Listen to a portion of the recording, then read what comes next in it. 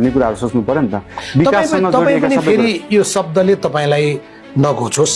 हजुर, तपाईमाथि आरोप के लाग्यो भने तपाई पनि उही फेरि हावादारी कुरा, उही मोनोरेलको कुरा, उही विद्युतीय रेलका कुरा, विद्युतीय गाडीका कुरा हैन, फेरि उही शैलीतिर जानु हो भनेर कसैले लेख्दै थियो। अन्डरग्राउन्ड मेट्रोको कुरा चाहिँ गरेको हो, जसको लागि चाहिँ उदाहरणको रूपमा 30 किलोमिटर बनाउनलाई नै 300 अर्ब लाग्छ। त्यो बजेट हामीसँग छैन।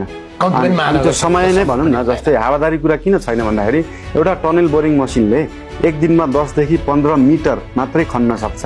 भन्नुको अर्थ 30 किलोमिटर यहाँनिर वरपर त्यो मेट्रो चलाउनलाई तपाईँलाई केही नभए पनि 15 वर्ष लाग्न सक्छ समय। अनि 1 किलोमिटरको बजेट भनेको 10 अर्ब हो भनेको काठमाडौँ महानगरपालिकाले एक्लै त सक्दैन, केन्द्रले मात्रै पनि सक्दैन। किन भन्दाखेरि केन्द्रको सबै बजेट अहिले शिक्षा स्वास्थ्यलाई साइडमा लाएर एउटा उपत्यकाको लागि मेट्रो कुदाउनलाई त उसले पैसा खर्च गर्दैन नि त, किनभने हाम्रो प्राथमिकतामा के पर्छ, प्राथमिकतामा जे छ त्यो गर्ने हो नि त। जस्तै अहिले भ्यू टावर विकास जुन भयो देशभरि, त्यो पैसालाई त बरु शिक्षा स्वास्थ्यमा तपाईँको हेल्थ इन्सुरेन्सलाई काम गरिदिएको भए त त्यो राम्रो हुन्थ्यो नि। भ्यू टावर त समृद्धिको सूचक हो भन्नुभयो पूर्व प्रधानमन्त्रीज्यूले। होइन, भ्यू टावर भनेको चाहिँ के हो भन्दाखेरि त्यो बजेट केमा सकाउने त्यही थन्क्यो भने कमिसन खान पाइँदैन।